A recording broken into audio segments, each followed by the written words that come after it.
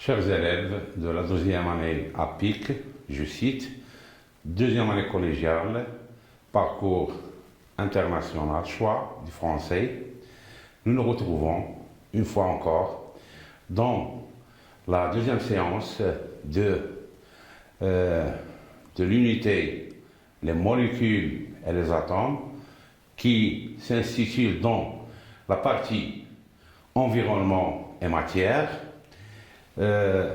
Avant de procéder dans les étapes de la deuxième séquence, bien sûr, je vais faire un aperçu sur nos prérequis pendant la première séance.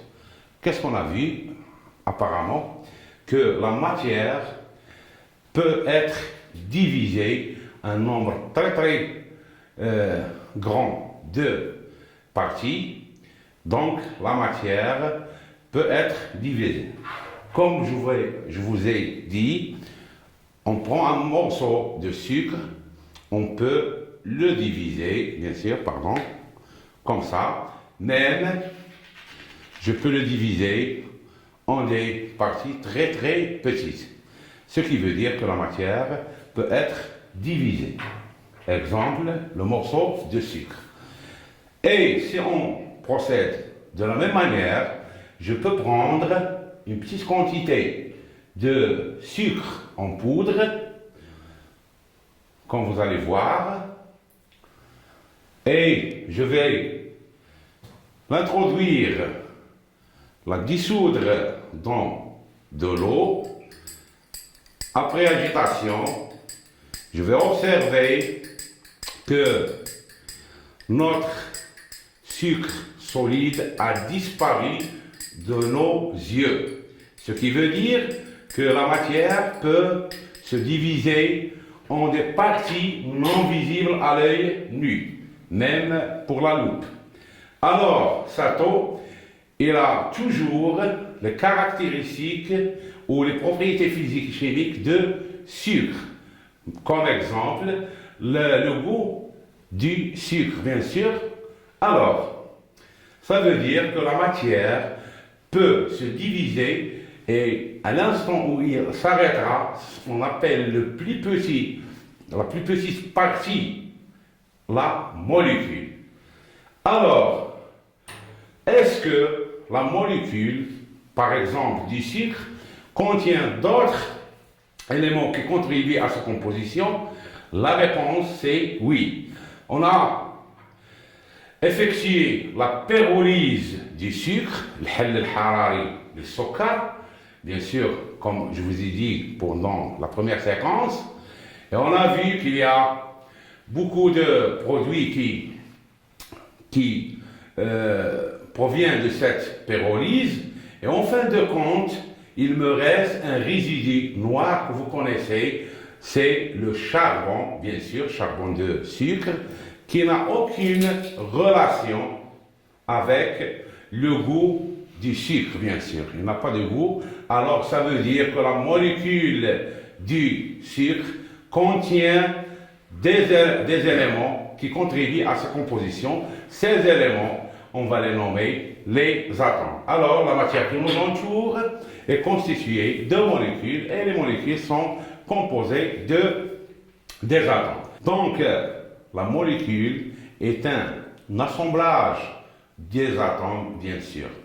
Alors, comme d'habitude, on va passer à la séquence numéro 2 et procédons par la lecture des objectifs de notre unité, bien sûr, intitulée les atomes et les molécules. Donc, les objectifs d'apprentissage sont les suivants. Premier objectif, connaître la notion de la molécule et de l'atome. Deuxième objectif, connaître l'ordre de grandeur du diamètre de l'atome, qu'on a effectué la séquence numéro 1. Connaître les symboles chimiques carbone, oxygène, azote, hydrogène et leurs noms, savoir écrire la formule chimique de quelques molécules. Je cite CO2, O2, N2, H2, H2O, C4H10 à partir de leur nom et inversement. Et en fin de compte, on va distinguer le corps simple et le corps composé et en même temps la composition moléculaire de l'air. Alors, en termes de la démarche d'investigation, on procède par la lecture de notre situation déclenchante, bien sûr. Pardon. Oumeima, en parcourant l'un des manuels, précisément dans la section la matière, afin de revoir les leçons, l'air qui nous entoure et certaines propriétés de l'air, son attention a été attirée par la présence du document ci-dessous et elle s'est demandé comment je pourrais modéliser, exprimer les composants de ce mélange naturel qui est l'air, bien sûr. Je relis, Oumeima, en parcourant l'un des manuels, et précisément dans la section la matière, afin de revoir les leçons, l'air qui nous entoure et certaines propriétés de l'air, son attention a été attirée par la présence du document ci-dessous. Elle s'est demandé comment je pourrais modéliser, exprimer les composants de ce mélange naturel. Donc, procédons par le prélèvement des questions ou le questionnement de cette situation déclenchante, bien sûr. La question numéro 1, comment puis-je modéliser les composants de la matière? Comment puis-je modéliser les composants de la matière? Question numéro 2. Quelle est la méthode scientifique pour exprimer les composants de la matière? Question numéro 3. Comment modéliser un échantillon d'air et comment expliquer sa compressibilité et son expansion? Question numéro 4. Bien sûr, si le corps n'est pas un mélange, alors c'est quoi et comment je vais le définir? Donc, apparemment, on va passer à la question d'investigation. La question d'investigation est comment modéliser la composition d'une substance et comment exprimer ses composants. Alors, on va procéder par une approche par des activités d'apprentissage. Ces activités qui sont au niveau de la première activité, il doit répondre à la question numéro 1, laquelle c'est comment puis-je modéliser les composants de la matière, je cite, les atomes et les molécules. Procédons par les atomes. On va procéder par comment je vais modéliser mes atomes. L'atome a une forme sphérique et très infiniment petit. Donc, on va la modéliser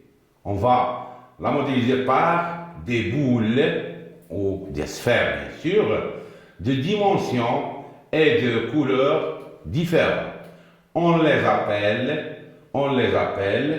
les modèles moléculaires. Je relis, l'atome a une forme sphérique et infiniment petit, donc on va la modéliser par des boules de dimensions et de couleurs différentes. On les appelle les modèles moléculaires. En réponse, avec quoi je vais modéliser? Je vais modéliser par des modèles moléculaires.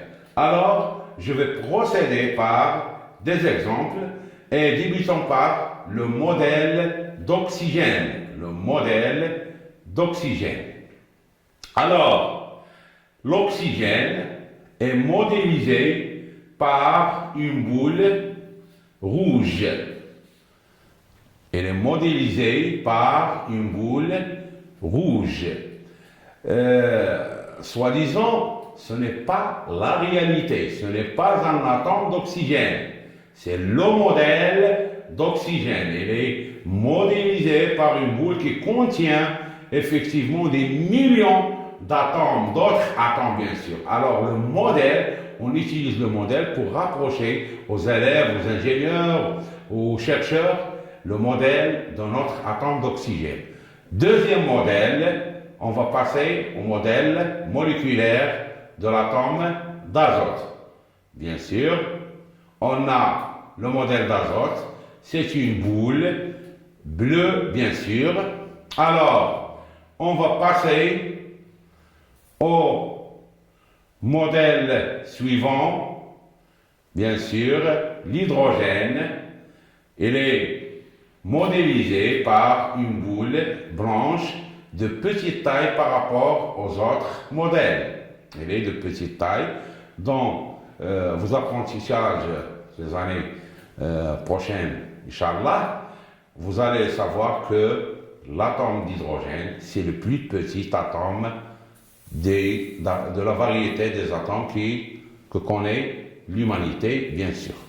Alors, après le modèle moléculaire de l'atome d'hydrogène, on va voir le modèle moléculaire du carbone. Le modèle moléculaire du carbone, et elle est modélisée par une boule noire. On va voir ces quatre modèles d'atomes, je cite oxygène, azote, hydrogène et carbone, dans une même photo pour que vous voyez la différence au niveau des dimensions entre les modèles moléculaires, bien sûr. Alors, on va passer à voir, c'est bien, pardon, ces atomes que devait cette année connaître, bien sûr, sont les quatre atomes, carbone, oxygène, hydrogène et azote. Bien sûr, les modèles, je vais récapituler. Le carbone, il est modélisé par une boule noire, l'oxygène par une boule rouge, l'azote par une boule bleue et l'hydrogène par une boule petite dimension et blanche. Et quand on a fini avec les modèles moléculaires de nos atomes, bien sûr, on va passer dans la première activité au modèle moléculaire des assemblages d'atomes par des modèles moléculaires des molécules, et on parle du modèle moléculaire compact, bien sûr, et pas éclaté. Modèle compact et pas éclaté. Alors, les modèles à connaître cette année, bien sûr, sont les suivants. Le dihydrogène, c'est un assemblage de deux atomes d'hydrogène, bien sûr. Le diazote, c'est un assemblage de deux atomes d'azote. Le dioxygène, la molécule de dioxygène, elle est composée de deux atomes d'oxygène. Alors, passons à l'eau, bien sûr. Elle est composée d'un atome d'oxygène et deux atomes d'hydrogène. Et bien sûr, ce n'est pas une molécule linéaire. Il y a un angle entre les liaisons oxygène-hydrogène, bien sûr, que vous allez voir par la suite. On passe tout droit au modèle moléculaire de dioxyde de carbone. c'est une molécule linéaire, là où ces atomes sont linéaires sur la même alignement. Elle est composée d'un atome de carbone central et lié avec deux atomes d'oxygène, bien sûr. Et en fin de compte, pour varier un peu, on a la molécule du méthane. La molécule du méthane, elle est composée d'un atome de carbone et de 4 atomes d'hydrogène, bien sûr. En vous présentant le modèle moléculaire du méthane, on est à la fin de la première activité. Je passe à la deuxième activité qui doit répondre à la question numéro 2. Cette question, comment représenter, comment exprimer un atome ou une molécule, bien sûr. Donc, je vais passer à la deuxième activité. On symbolise l'atome on va symboliser un atome quelconque par des symboles chimiques. C'est quoi un symbole chimique? On va prendre la première lettre de son nom latin qu'on écrit en majuscule, et parfois, là où il y a confusion entre deux atomes, on va le faire suivre d'une lettre minuscule pour les noms commençant par la même lettre. Comme par exemple, carbone, cuivre, calcium, chlore. Pour le carbone, on va prendre le C. Pour le cuivre, on va prendre un C majuscule, I minuscule. Pour le calcium, on va prendre un C majuscule et un A minuscule. Et pour le chlore, on va prendre un C majuscule et petit L minuscule. Passons maintenant aux exemples, bien sûr, qui sont dans notre photo. Alors, pour les atomes que vous devez connaître cette année, leur symbole chimique, bien sûr, l'atome d'hydrogène, elle est symbolisé par la lettre H. Le nom de l'élément, c'est l'hydrogène. Alors que pour le carbone, elle va être symbolisée par la lettre majuscule C. Venons maintenant à l'azote. Il va être symbolisé par le N. Et vous allez vous demander pourquoi l'azote débute par un A et on a utilisé la lettre N. Non, c'est juste parce qu'on va utiliser le nom latin ancien, que vous allez trouver multiples atomes qui ont cet état-là. Le nom latin ancien de l'azote, il s'appelait le nitrogène. Le nitrogène. Ce qui veut dire qu'on va prendre la première lettre, c'est N. Et en fin de compte, on va aboutir à l'oxygène qui va être symbolisé par la lettre O. Alors, comment je vais représenter une molécule? Comment je vais représenter une molécule? Sachant que la molécule, c'est un assemblage de plus qu'un atome, bien sûr. Alors, pour les molécules, on ne va pas parler de symboles chimiques, mais l'assemblage de symboles chimiques qui va nous donner la formule chimique de la molécule. Donc, la formule chimique de la molécule, bien. Pour écrire une formule chimique de la molécule, on place les symboles des atomes constituant la molécule côte à côte. Puis on ajoute en bas à droite, bien sûr, en indice de chaque symbole, le nombre d'atomes en question. le nombre d'atomes en question, bien sûr, en bas à droite, et précisément en indice de chaque symbole chimique. Alors, on va passer, il y a une remarque, c'est si une molécule contient un seul atome d'une espèce, bien sûr, le nombre 1, on ne l'écrit pas. On ne l'écrit pas, bien sûr. On va passer pour quelques exemples, bien sûr, de formules chimiques. Eh bien, dans notre tableau, il y a des modèles et des formules. Pour le dihydrogène, la formule chimique, c'est H2.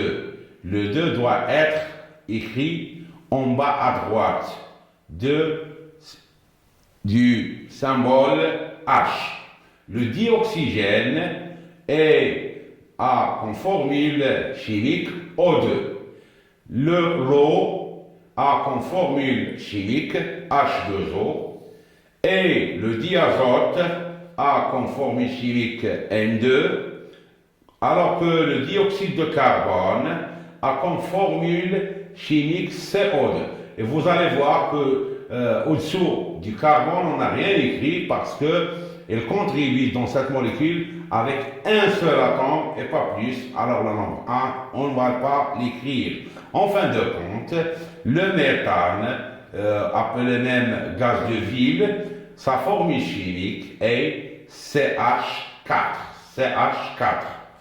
En fin de la deuxième activité, on va passer à la troisième activité, qui sera la réponse à la question comment modéliser un échantillon de l'air. Pour la troisième activité, comment modéliser un échantillon de l'air. Alors, l'air, comme vous avez vu dans l'unité précédente, quelques propriétés de l'air, est un mélange gazeux, homogène, naturel, de deux principaux constituants apparents, qui sont le dioxygène, qui contribue dans le volume de l'air à peu près de 20%, et le dioxygène, c'est le gaz que nous respirons et qui aide à la combustion de la bougie, bien sûr, dans l'expérience. Et un autre gaz, c'est le diazote, qui est apparemment, qui représente un volume de l'air presque 80%. Pour la représentation, bien sûr, la modélisation d'un échantillon de l'air, dans notre bouteille, comme vous voyez, on a 10 molécules de l'air. Alors, en termes de pourcentage, dans 10 molécules de l'air, on va trouver 8 molécules de diazote et 2 molécules de dioxygène. Je répète, la modélisation d'un échantillon de l'air est comme suit. Alors, comme vous voyez, les modèles moléculaires des molécules de diazote sont en bleu, alors que celles de dioxygène sont en rouge. Dans 10 molécules de l'air, on va trouver 8 molécules de diazote et 2 molécules de dioxygène. Pour votre apprentissage toujours, vous avez su que l'air, elle est compressible, bien sûr. Elle est compressible. Qu'est-ce que ça veut dire, compressible? C'est que sa pression augmente, et là, une relation avec une diminution du volume. On va expliquer ou vous rapprocher du terme compressible. Dans l'air, il y a des molécules qui sont en mouvement. Elles sont séparées par le vide. Si on les rapproche par une diminution de volume, l'air devient plus pressant, plus compressible, et sa pression, bien sûr, augmente suite à une agitation maximale des molécules de l'air. Je redis, si on rapproche nos molécules par une diminution de volume, l'air devient compressible et sa pression augmente. Pour votre attention, bien sûr, j'ai écrit compressible en bleu, en signification du froid, bien sûr, que je rappelle le mouvement de l'air, etc., alors que l'air qui est froid, elle est plus pressant, et là, une pression atmosphérique élevée. De l'autre côté, où la propriété inverse, contraire de compressible, c'est expansible. Et comme vous allez voir, expansible monte en haut, en signification de l'air chaud, bien sûr, qui a plus de volume. Alors, si plus de volume, alors ce qui veut dire, on éloigne les molécules, ce qui veut dire qu'on a augmenté le volume. Les molécules sont moins agitées, ils bougent moins en comparaison avec compressible, d'où la pression de l'air diminue. C'est le cas de l'expansibilité, bien sûr. Donc, j'espère que vous avez compris cette étape. Alors, compressible, il a une relation d'une élévation de pression qui a bien sûr une relation avec une diminution de volume, alors que expansion, bien sûr, a une relation d'une chute, d'une diminution de la pression de l'air. Par contre, on a augmenté son volume. Donc, à ce stade-là, l'air est un mélange naturel. Alors, pour la question numéro 4, si un corps n'est pas un mélange, comme l'air bien sûr, que serait-il? Que serait-il bien sûr?